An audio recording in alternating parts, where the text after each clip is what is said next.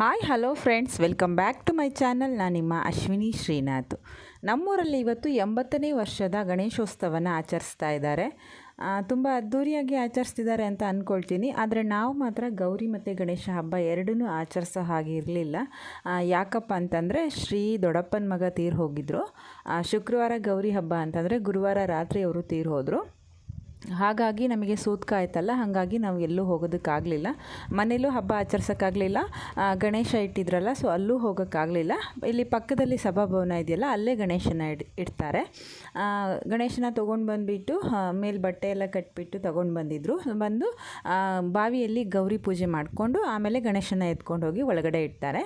ಆಮೇಲೆ ಅರ್ಚಕರು ಬಂದ ಮೇಲೆ ಆ ಬಟ್ಟೆಯನ್ನು ತೆಗೆದು ಗಣೇಶನ ಪ್ರತಿಷ್ಠಾಪನೆ ಮಾಡ್ತಾರೆ. ಸೊ ಈ ಪ್ರೊಸೀಜರು ತುಂಬ ವರ್ಷದಿಂದ ನಡೆಸ್ಕೊಂಡು ಬಂದಿದ್ದಾರೆ.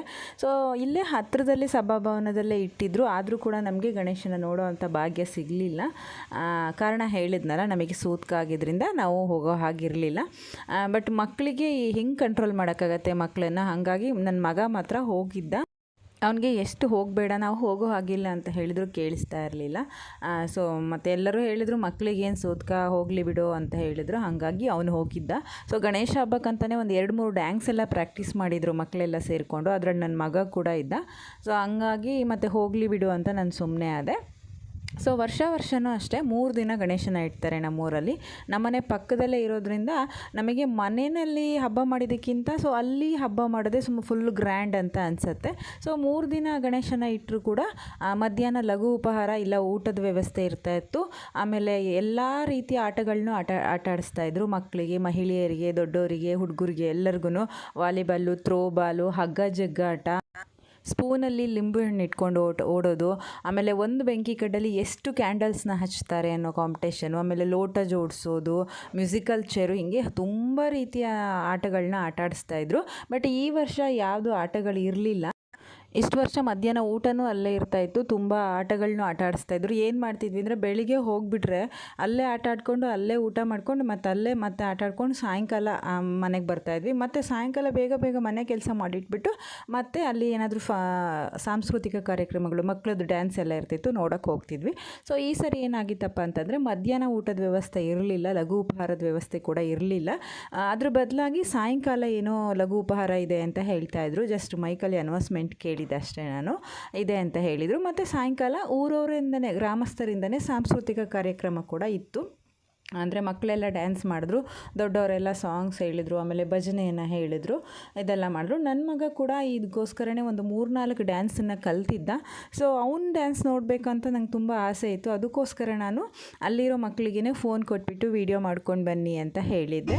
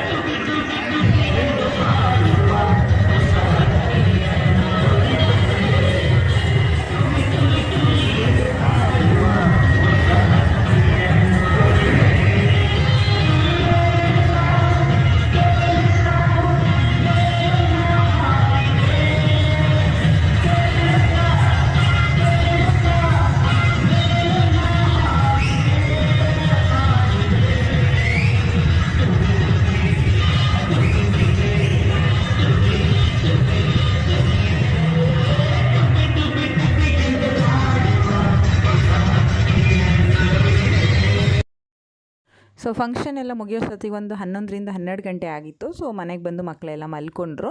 ಬೆಳಿಗ್ಗೆ ಎದ್ದು ಮಾಮೂಲಿ ದಿನನಿತ್ಯದ ಪೂಜೆ ಮುಗಿಸ್ಬಿಟ್ಟು ಆಮೇಲೆ ಟ್ಯಾಕ್ಟ್ರಿನೆಲ್ಲ ಡೆಕೋರೇಷನ್ ಮಾಡೋದಕ್ಕೆ ಸ್ಟಾರ್ಟ್ ಮಾಡಿದ್ರು. ಅಂದರೆ ಗಣೇಶನ ಇದರಲ್ಲೇ ಊರಲ್ಲಿ ಮೆರವಣಿಗೆ ಬಂದುಬಿಟ್ಟು ಆಮೇಲೆ ವಿಸರ್ಜನೆಗೆ ತೊಗೊಂಡೋಗೋದು ಇದೇ ಟ್ಯಾಕ್ಟ್ರಿನಲ್ಲಿ. ಸೊ ಹಂಗಾಗಿ ಟ್ಯಾಕ್ಟ್ರಿ ಡೆಕೋರೇಷನ್ ಸ್ಟಾರ್ಟ್ ಮಾಡಿದ್ರು. ಇಷ್ಟು ವರ್ಷ ಏನು ಮಾಡ್ತಿದ್ರು ಅಂದರೆ ಬೆಳಿಗ್ಗೆಯಿಂದ ಮಧ್ಯಾಹ್ನ ತನಕ ಹಿಂಗೆ ಆಟಗಳನ್ನೆಲ್ಲ ಆಟ ಆಡಿಸ್ಬಿಟ್ಟು ಆಮೇಲೆ ಮಧ್ಯಾಹ್ನದ ಮೇಲೆ ಈ ಥರ ಡೆಕೋರೇಷನ್ ಸ್ಟಾರ್ಟ್ ಮಾಡಿಕೊಂಡು ಒಂದು 5-6 ಗಂಟೆ ಹಾಗೆ ಗಣೇಶನ ವಿಸರ್ಜನೆಗೆ ಹೊರಡಿಸ್ತಾಯಿದ್ರು. ಸೊ ರಾತ್ರಿ ಆಗೋದು ವಿಸರ್ಜನೆ ಮಾಡೋಷ್ಟೊತ್ತಿಗೆ. ಬಟ್ ಈ ಸಾರಿ ಬೆಳಿಗ್ಗೆಯಿಂದನೇ ಡೆಕೋರೇಷನ್ ಎಲ್ಲ ಮಾಡ್ಕೊಡೋಕ್ಕೆ ಸ್ಟಾರ್ಟ್ ಮಾಡಿದ್ರು. ಒಂದು 2 ಗಂಟೆ ಅನ್ನೋ ಹಾಗೆ ಗಣೇಶನ ಟ್ಯಾಕ್ಟ್ರಿ ಮೇಲೆ ತೊಗೊಂಡು ಬಂದು ಕೂರಿಸಿದ್ರು. ಆಮೇಲೆ ತುಂಬ ಚೆನ್ನಾಗಿ ಡೆಕೋರೇಷನ್ ಮಾಡಿದರು. ಆಮೇಲೆ ಇದಕ್ಕೆ ವಾದ್ಯದವ್ರು ಬಂದಿದ್ದರು ಮತ್ತು ಡೊಳ್ಳು ಹೊಡೆಯೋರು ಬಂದಿದ್ದರು. ಆಮೇಲೆ ಊರಿನ ಗ್ರಾಮಸ್ಥರೆಲ್ಲ ಸೇರಿಕೊಂಡು ವಿಸರ್ಜನೆಗೆ ಅಂತ ಹೊರಟರು. ಹೇಗೆ ಮಾಡ್ತಾರೆ ವಿಸರ್ಜನೆ ಅಂತಂದರೆ, ನಮ್ಮ ಮನೆ ಮುಂದೆ ಸರ್ಕಲ್ ಇದೆ, ಆ ಸರ್ಕಲ್ಲಿಂದ ತೊಗೊಂಡು ಹೋಗ್ತಾರೆ. ಆಮೇಲೆ ಮನೆ ಮುಂದೆ ಎಲ್ಲರೂ ಹಣ್ಣು ಕಾಯಿ ಮಾಡಿಸ್ತಾರೆ. ಕೆಲವು ವರ್ಷಗಳಿಂದ ಈ ಗಣೇಶನ ವಿಸರ್ಜನೆಗೆ ವಾಹನದ ವ್ಯವಸ್ಥೆ ನಮ್ಮದೇ ಇತ್ತು. ನಮ್ಮದೇ ಟ್ಯಾಕ್ಟ್ರಿನಲ್ಲಿ ತೊಗೊಂಡು ಹೋಗ್ತಾ ಇದ್ವಿ. ಸೊ ಈ ವರ್ಷ ಸೂತ್ಕ ಬಂದಿರೋ ಕಾರಣ ನಾವು ಇದು ಬೇರೆ ಟ್ಯಾಕ್ಟ್ರಿ ಈ ಸರಿ ತೊಗೊಂಡು ಹೋಗ್ತಾ ಇದೆ. ಈ ಟ್ಯಾಕ್ಟ್ರಿ ಕೂಡ ನಮ್ಮದೇ. ನಾವೊಂದು 6 ತಿಂಗಳ ಹಿಂದೆ ಬೇರೆಯವರಿಗೆ ಮಾರಿದ್ವಿ. ಇಷ್ಟು ವರ್ಷ ಮೆರವಣಿಗೆ ಹೋಗುವಾಗ ದೊಡ್ಡ ದೊಡ್ಡ ಹುಡುಗರೆಲ್ಲ ಕುಣಿತಾ ಇದ್ರು. ಬಟ್ ಈ ಸರಿ ಡೊಳ್ಳು ಕುಣಿತ ಚಿಕ್ಕ ಮಕ್ಕಳು ಮಾಡಿದ್ರು. ತುಂಬ ಚೆನ್ನಾಗಿದೆ.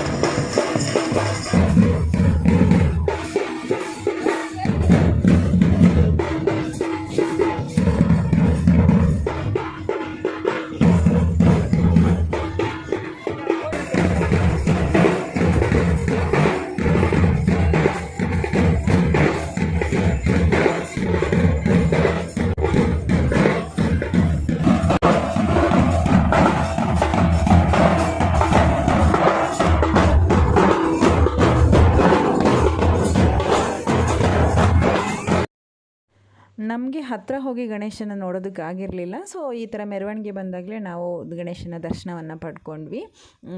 ಈ ಥರ ನಮ್ಮೂರಲ್ಲಿ ಗಣೇಶನ ಹಬ್ಬನ ಆಚರಿಸ್ತಾರೆ. ಸೊ ಮುಂದಿನ ವರ್ಷ ಇನ್ನೂ ನಾನು ಹತ್ತಿರದಿಂದ ಫುಲ್ ಡೀಟೇಲ್ಸಾಗಿ ವೀಡಿಯೋ ಮಾಡಿ ಹಾಕ್ತೀನಿ. ಸೊ ಎಲ್ರಿಗೂ ಈ ವಿಡಿಯೋ ಇಷ್ಟ ಆಯಿತು ಅಂತ ಅಂದ್ಕೊಳ್ತೀನಿ. ಯಾರಿಗೆಲ್ಲ ಇಷ್ಟ ಆಯಿತು ಲೈಕ್ ಮಾಡಿ, ಕಮೆಂಟ್ ಮಾಡಿ, ಶೇರ್ ಮಾಡಿ. Thank you so much.